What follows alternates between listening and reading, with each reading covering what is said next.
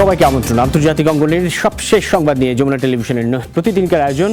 স্বাগত জানাচ্ছি সেই যমুনা আইডিসকে। শুরুতে জানাবো শিরোনাম।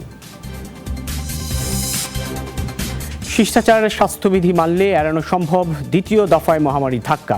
পরামর্শ ডব্লিউএইচওর, রেকর্ড 2,37,000 করোনা রোগী শনাক্ত। ঐতিহাসিক স্থাপনা হায়া সোফিয়াকে মসজিদে রূপান্তর ঘিরে মিশ্র প্রতিক্রিয়া। এরদোগানের জনপ্রিয়তা বৃদ্ধির কৌশল বলছেন বিশ্লেষকরা। পঞ্চম বছরে যমুনা আই ডেস্ক সবশেষ, কিন্তু নির্ভুল তথ্য পরিবেশনের মাধ্যমে দর্শকদের আস্থা ধরে রাখাই লক্ষ্য।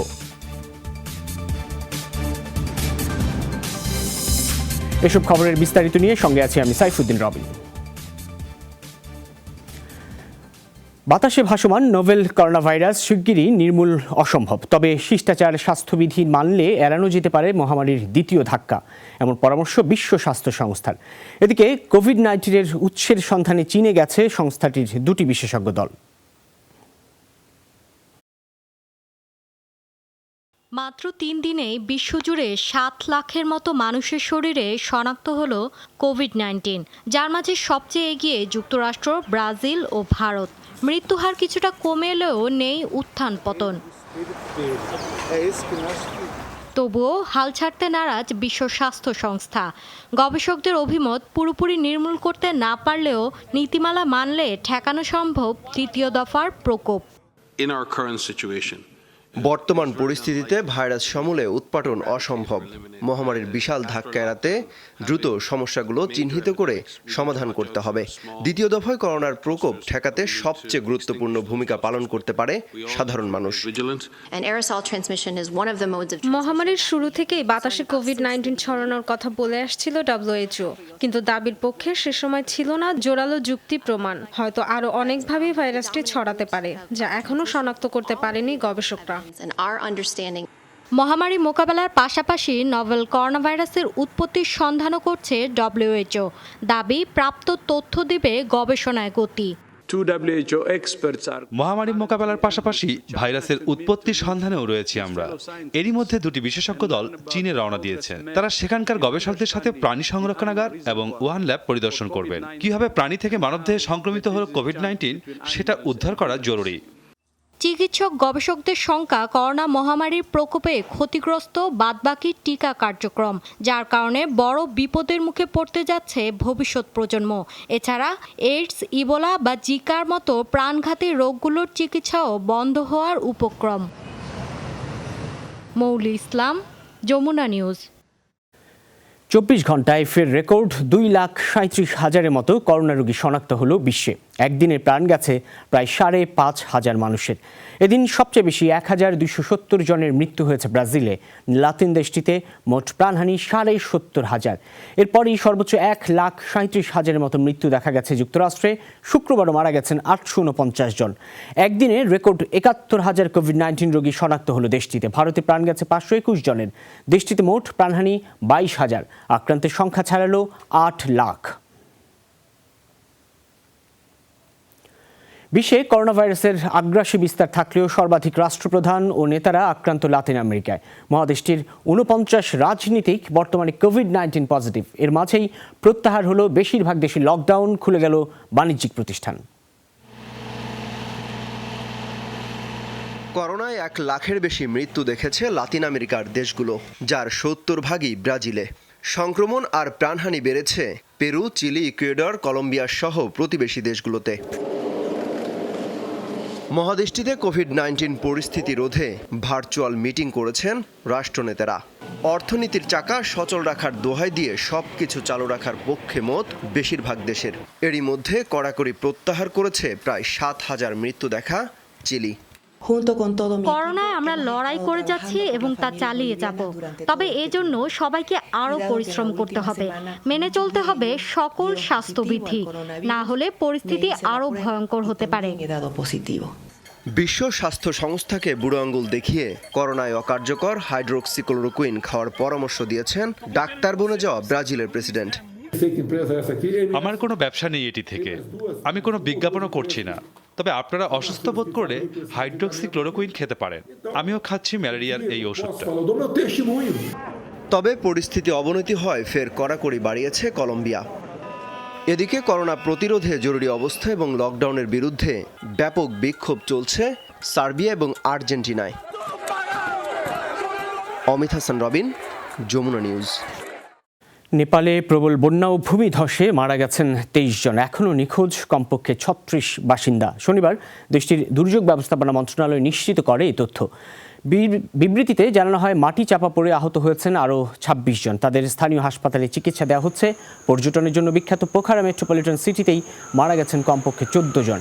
চারপাশের আরও 9টি জেলা প্রাকৃতিক দুর্যোগে ক্ষতিগ্রস্ত। এর মাঝে সবচেয়ে খারাপ পরিস্থিতি মায়াগদি জেলার। সেখানে ভেঙে পড়েছে অর্ধশতাধিক ঘরবাড়ি ও স্থাপনা। নিখোঁজ 19 জন, আহত 7 বাসিন্দা।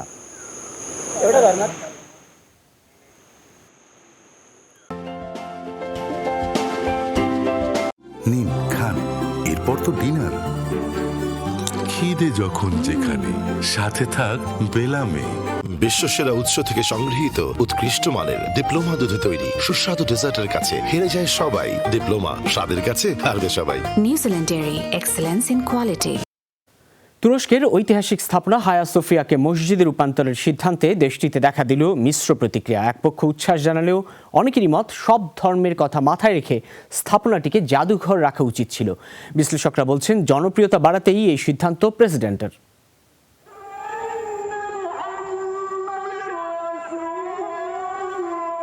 ঐতিহাসিক হায়া সোফিয়ায় দীর্ঘ 8 দশক পর শোনা গেল আজান। তাই আদালতের রায়ের পরই উল্লাসে মেতে ওঠেন তুরস্কের সাধারণ মানুষ। শুক্রবার ঐতিহাসিক স্থাপনাটিকে জাদুঘর হিসেবে রাখার বিরুদ্ধে রায় দেন দেশটির আদালত। এরপরে হায়া সোফিয়াকে মসজিদ হিসেবে ঘোষণা দেন প্রেসিডেন্ট এরদোগান। এরদোগান সঠিক সিদ্ধান্তই নিয়েছেন। আমি এর অপেক্ষা করতে পারছি না। মনে হচ্ছে কখন গিয়ে ভেতরে নামাজ আদায় করব। তবে বিপরীত চিত্র আছে। ঐতিহাসিক স্থানটিকে জাদুঘর হিসেবে রাখার পক্ষে মত অনেক তুর্কির। আমার মনে হয় এটা একপাক্ষিক সিদ্ধান্ত হলো। সব ধর্মের কথা মাথায় রাখা প্রয়োজন ছিল সরকারের। বেশ কিছুদিন ধরে এরদোগান সরকারের পরিকল্পনা বিশ্ব ঐতিহ্যের অন্যতম নিদর্শন এই হায়া সোফিয়াকে মসজিদে রূপান্তরের। তুর্কি প্রেসিডেন্টের জনপ্রিয়তা বাড়ার কৌশল হিসেবে এমন সিদ্ধান্ত বলে মনে করছেন বিশ্লেষকরা। তবে তা হিতে বিপরীত হতে পারে। নিজের জনপ্রিয়তা টিকিয়ে রাখার কৌশল হিসাবে এমন সিদ্ধান্ত নিয়েছেন এরদোগান। কিন্তু এটা খেয়াল রাখতে হবে, হায়া সোফিয়া বিশ্ব ঐতিহ্যের একটি অংশ। শুধু মুসলমানই নয়, অন্য ধর্মের অনুসারীদের কাছেও এটি সম্মানজনক স্থান। সেসব ধর্মের মানুষের কাছে এরদোগানের জনপ্রিয়তায় ধস নামবে, যা আন্তর্জাতিকভাবে নেতিবাচক ইমেজ তৈরি হবে এরদোগানের। সম্রাট জাস্টিনিয়ানের তত্ত্বাবধানে অর্থোডক্স গির্জা হিসেবে গড়ে উঠেছিল হায়া সোফিয়া। মুসলিমরা ইস্তাম্বুল জয়ের পর মসজিদে রূপান্তর করা হয় 1453 সালে। 1935 সালে মোস্তফা কামাল আতাতুর্ক জাদুঘরে রূপান্তর করেন একে। মীর মুশফিকা হাসান, যমুনা নিউজ। খিদে যখন যেখানে, সাথে থাক বেলামে। কমানো হলো মার্কিন নির্বাচনে রুশ হস্তক্ষেপ ইস্যুতে মিথ্যাচারের জন্য অভিযুক্ত রজার স্টোনের সাজা। রোববার থেকেই তার কারাদণ্ড শুরু হওয়ার কথা। প্রেসিডেন্ট ডোনাল্ড ট্রাম্প নিজেই তার সাবেক এই উপদেষ্টার সাজা কমিয়ে দেওয়ার প্রস্তাব করেন। রজার স্টোনের বিরুদ্ধে অভিযোগ রয়েছে 2016 সালের মার্কিন নির্বাচনে রাশিয়া হস্তক্ষেপ করেছিল। এই বিষয়ে বিশেষ কৌঁসুলি রবার্ট মুয়েলার তদন্ত শুরু করে। কংগ্রেসের সেই শুনানিতে মিথ্যা তথ্য দিয়েছিলেন তিনি। এর দায়ে গেল ফেব্রুয়ারিতে 3 বছর 4 মাসের কারাদণ্ড দেওয়া হয় তাকে। পঞ্চম বছরে পা রাখল আইডেস্ক। আন্তর্জাতিক অঙ্গনের বহু খবর হাত ঘুরে পরিণত হয় জাতীয় ইস্যুতে, যার সাম্প্রতিক উদাহরণ করোনা ভাইরাস মহামারী। আন্তর্জাতিক নানা গুরুত্বপূর্ণ সংবাদের সবশেষ তথ্য তুলে ধরে দর্শকদের আস্থা অর্জন করেছে যমুনা টেলিভিশনের আন্তর্জাতিক বুলেটিন। নিয়মিত সংবাদের পাশাপাশি ভিন্ন মাত্রার উপস্থাপন আর বিশ্লেষণের মাধ্যমে আইডেস্ক দর্শকদের নিয়ে গেছে ঘটনার দোরগোড়ায়। 2020 সালের শুরু থেকেই ভিন্ন পরিবেশ পরিস্থিতির মুখোমুখি গোটা বিশ্ব। অদৃশ্য এক ভাইরাসের সামনে অসহায় গোটা মানবজাতি। মৃত্যু, রোগভোগ, প্রিয়জন হারানোর বেদনা অশান্ত পৃথিবীর জন্ম দিল একেবারে নতুন সংবাদের, যার নির্ভুল সবশেষ তথ্য দর্শকদের সবার আগে পৌঁছে দিতে প্রস্তুত ছিল যমুনা আইডেস্ক। পথ চলার শুরু 2016 সালের 11 জুলাই। কেমন ছিল এতদিনের যাত্রা বা দর্শক চাহিদা কতটা পূরণ করতে পেরেছে যমুনার আন্তর্জাতিক ডেস্ক? পেশাদারিত্ব বজায় রেখেই কাজ করার চেষ্টা করেন আমাদের সব সহকর্মী। বিশেষ করে ইন্টারন্যাশনাল ডেস্কে যারা কাজ করেন তারা অনেক নিষ্ঠার সাথে কাজ করেন। এখন পর্যন্ত তাদের কাজকর্মে ব্যাপক সাড়া পড়েছে এবং আমরা আশা করি এটি অব্যাহত থাকবে। ঘন্টা, মিনিট আর সেকেন্ডের সাথে পাল্লা দিয়ে আলোচিত সংবাদগুলোর সাথেও দর্শকদের জুড়ে দেওয়ার অক্লান্ত চেষ্টা ছিল আরডেস্কের। বিশ্বের প্রধানতম সংবাদ সংস্থা এবং গণমাধ্যমের তথ্য ছবি সমৃদ্ধ করেছে এই বুলেটিনকে।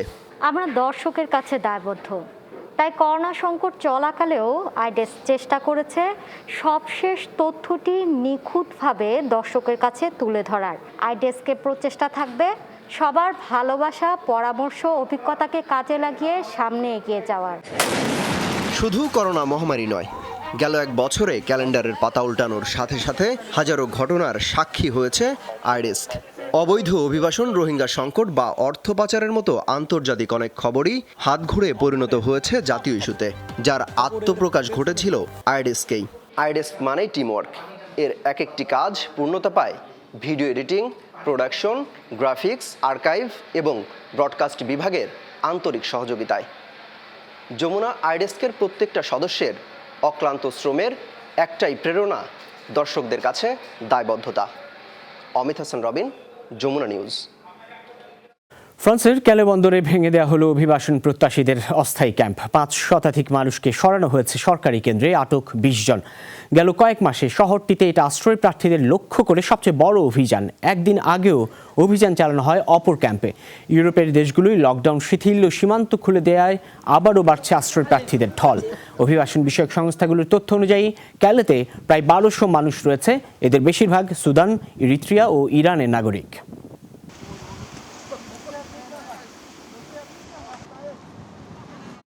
করোনা মহামারীকে কেন্দ্র করে চীন যুক্তরাষ্ট্র সম্পর্ক ঠেকেছে তলানিতে, তাই দুদেশের বাণিজ্য চুক্তি নিয়ে সামনে এগোনোর আর কোনো সম্ভাবনাই নেই। শুক্রবার স্বয়ং মার্কিন প্রেসিডেন্ট ডোনাল্ড ট্রাম্প বলেছেন এই কথা। আর পারস্পরিক স্বার্থকে গুরুত্ব দেওয়ার বদলে অন্য দেশের অভ্যন্তরীণ বিষয়ে নাক গলানোর মার্কিন নীতির সমালোচনা করেছে চীন। একের পর এক ইস্যুতে চীন যুক্তরাষ্ট্র সম্পর্কে উত্তেজনা বাড়ছেই। সবশেষ উইঘুর মুসলিমদের নির্যাতন ও মানবাধিকার লঙ্ঘনের অভিযোগে চীনা 4 কর্মকর্তার উপর নিষেধাজ্ঞার জেরে উত্তাপ ছড়িয়েছে আরও। সম্পর্কের অবনতির জন্য চীনকেই দায়ী করেছেন ডোনাল্ড ট্রাম্প। সেই সাথে করোনা মহামারীর জন্য বেইজিংকে এক হাত নিতে ভুল করেননি তিনি। চীনের সাথে বাণিজ্য চুক্তি নিয়ে সামনে এগোনোর প্রশ্নই ওঠে না। এ বিষয়ে কিছুই ভাবছি না। দুদেশের সম্পর্ক মারাত্মক ক্ষতিগ্রস্ত হয়েছে, কারণ তারা চাইলেই মহামারী বিস্তার রুখতে পারত, অথচ তারা কোনো পদক্ষেপই নেয়নি। এদিকে চীন আফ্রিকা অর্থনৈতিক সম্পর্ক নিয়ে মার্কিন পররাষ্ট্রমন্ত্রী মাইক পম্পেওর তীর্যক মন্তব্যে কড়া প্রতিক্রিয়া জানিয়েছে চীন। বলেছে অভ্যন্তরীণ ইস্যুতে নাক গলানো মেনে নেওয়া হবে না। আন্তর্জাতিক সম্প্রদায়ের সাথে সম্পর্কের ক্ষেত্রে চীন বরাবরই পারস্পরিক স্বার্থকে গুরুত্ব দেয়। অন্য দেশের আভ্যন্তরীণ নীতির বিষয়ে আমরা শ্রদ্ধাশীল, নিজেদের ইচ্ছা চাপিয়ে দিতে চাই না। আফ্রিকান দেশগুলোর সাথেও ভ্রাতৃত্বপূর্ণ সম্পর্ক চীনের। যুক্তরাষ্ট্র এ সম্পর্কে ফাটল তৈরি করতে চাইলেও লাভবান হবে না। বিশ্ব অর্থনীতির স্থিতিশীলতার স্বার্থে দুদেশের সম্পর্ক উন্নয়ন প্রয়োজন বলে মনে করছেন বিশ্লেষকরা। এই মুহূর্তে যেটার অভাব সেটা হচ্ছে পারস্পরিক আস্থা। বিশ্বের শীর্ষ 2 অর্থনীতি দীর্ঘদিন ধরেই একে অপরের বাণিজ্যিক সহযোগী। তবে এর আগে দুদেশের সম্পর্কে সম্ভবত এতটা ফাটল ছিল না। বিশ্ব অর্থনীতির স্বার্থে এ ফাটল দূর করতে হবে। আলোচনার ভিত্তিতেই তা সম্ভব। চীন যুক্তরাষ্ট্র সম্পর্কের উন্নতিতে লাভবান হবে দুদেশই, এমনটি ভাবছেন বিশ্লেষকরা। Dorothy Tasrin, Jamuna news. যুক্তরাষ্ট্রের নতুন শিক্ষার্থী ভিসা নীতির বিরুদ্ধে মামলা করতে যাচ্ছে ক্যালিফোর্নিয়া। বৃহস্পতিবার একে বেআইনি আখ্যা দেন অঙ্গরাজ্যটির অ্যাটর্নি জেনারেল। বলেন শিক্ষা ও স্বাস্থ্যকে ঝুঁকির মুখে ফেলছে ফেডারেল সরকার। এদিকে নতুন নীতির বিরোধিতা জানিয়ে হোমল্যান্ড সিকিউরিটিকে চিঠি দিয়েছে 12টি খ্রিস্টান গ্রুপ। অভিযোগ, তাতে উপেক্ষা করা হয়েছে অর্থনীতি ও গবেষণায় বিদেশি শিক্ষার্থীদের ভূমিকা।